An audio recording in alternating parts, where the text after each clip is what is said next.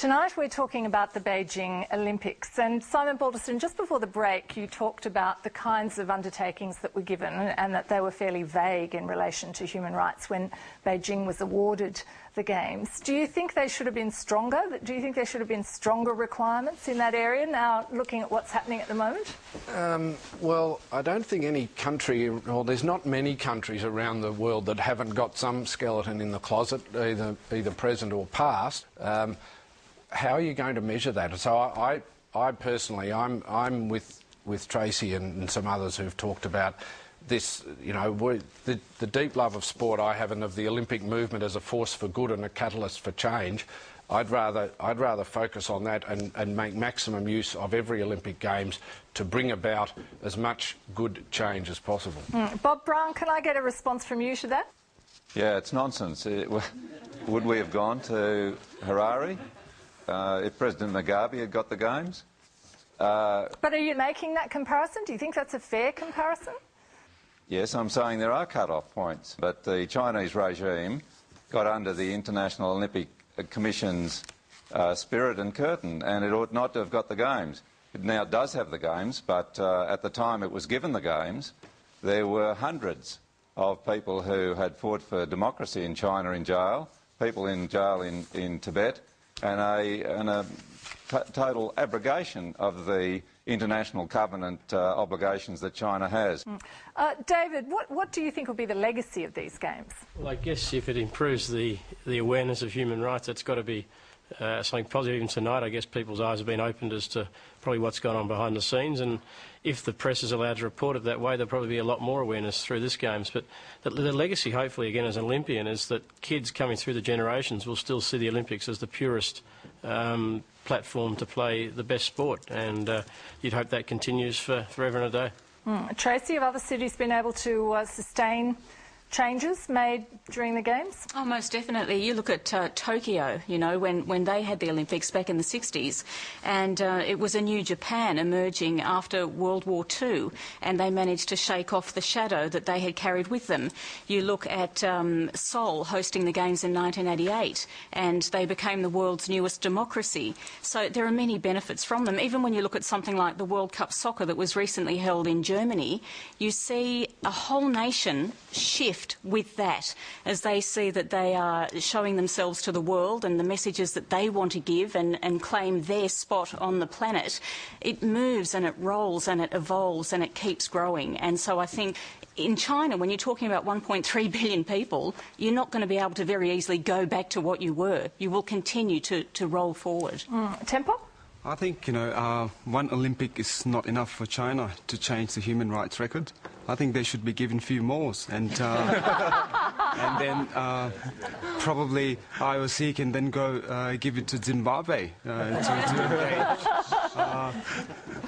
Sophie, yes, from Amnesty. Thanks, Jenny. In response to Simon's point about not being able to measure the human rights improvements, I mean, we'd be happy and have offered a lot to work with the IOC and the AOC in ways to measure those human rights improvements in China and around the world, and it's what we do. And unfortunately, we've seen a decline in human rights in direct relationship to the Games, abuses that Melinda spoke of and abuses that Michelle's mentioned. And if we're looking for KPIs, we can certainly provide those, and they're about the release of activists, and they're about the reduction of the use of the death penalty, and statistics and transparency, and the list continues, and we haven't seen any of those. And the lasting legacy and the beautiful images that Michelle's talked about and Tracy just mentioned, we're not seeing that positive legacy, and we're seeing, as you pointed out, the image of China that they want to give us, not the Gentleman truth. up the back, yes. Oh, wow. I think it's a very good idea. If China can hold a very successful Olympic Games, and the Chinese people very welcome, and we can host a lot of Olympic Games. But I don't think it's very balanced. And I have two questions. How many people of us have been to China? I have. And how long have you been staying in China? I've been 20 years. Okay. After Olympic Games, I think people will understand what true life in China and what Chinese people expect in the world, and what Chinese government and the Chinese people do for the world and for the Olympic Games. Okay, I think a lot of people want to respond to that. Would you like to respond first? Sorry. Yeah. Yeah, I think the problem is really, I grew up there and the Chinese have a constitutional law, but the Chinese every small government, big government, all authorities is above law. They don't follow the Chinese constitutional law. They all, whatever they want to do. That is the main problem. Lisa? In the lead up to the Moscow Games, the media were crazy, and quite a lot of the media saying that we should actually boycott the Games. In fact, that we should have our passports taken off us if we even think about going to the Olympic Games. And there was outrage about what the Soviets were doing.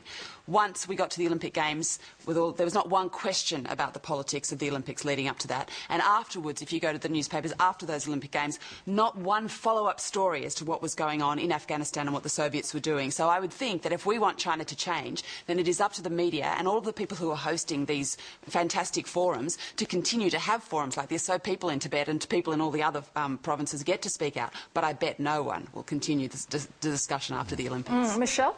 I think that's a really important point. I mean, China has certainly been under the scrutiny of the international media for a year now, and I, for one, hope that stops during the Olympics and it's really a focus on sport. But post the Olympics, the media can be fickle and attentions can wane, and I think it's really important that we remember everything that was in the media before in the lead up to the Games and focus on that again afterwards. Mareko, what do you think? What do you hope will be the legacy of these Games?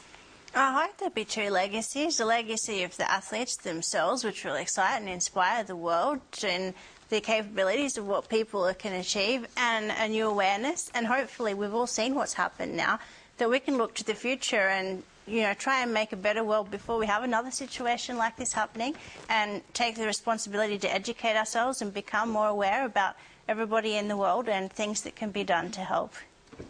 Melinda, has the Olympics been a force for good in China from where you sit?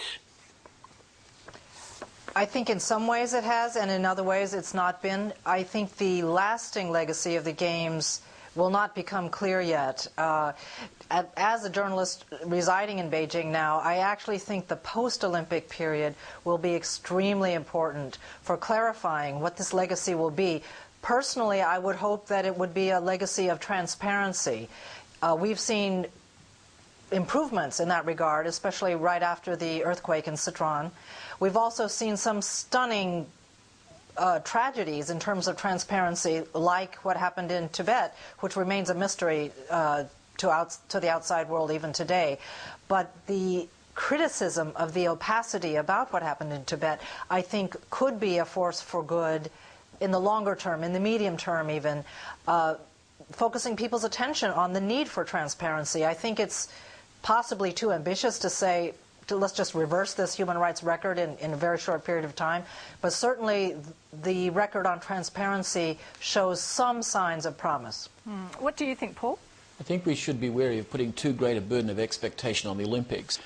The legacy of the Games ought to be that we speak candidly and temperately about these realities in China. We don't have to be angry and hostile towards China or even to the party, just honest about it. And if that comes out as a legacy of this Games, of the dialogue about them, we will have made progress. Simon, how will you be measuring whether these Games are a success? The sustainability of things like increase in sport and recreation, which is a legacy we haven't talked about here, which is very important to me, and I'm a great supporter of Amnesty International, but I think it's a little bit rich to say that there hasn't been a legacy, a positive legacy from the Olympic Games before the Olympic Games have been held. I think it's a little bit hard to say that. Let's look in 5 years and well, see. Who'll be looking in 5 years? Well, who'll be measuring what's happened? I hope everybody, but and I think and I suspect, with modern communications being the way they are, okay, not widespread in some parts of China, but throughout the world, I hope it'll be different now, because it's a whole new, different world of communications now, and it's much harder to bottle things up and hide things than it was then. Temper, what would you like to see be the legacy of these Games? For me, as a Tibetan, one of the worst things with the Olympics this year is the resentment that the Chinese Communist government has created, not just between the Tibetans and the Chinese in Tibet itself, but around the world. This strong resentment which will take generations and generations to heal. And I'm so glad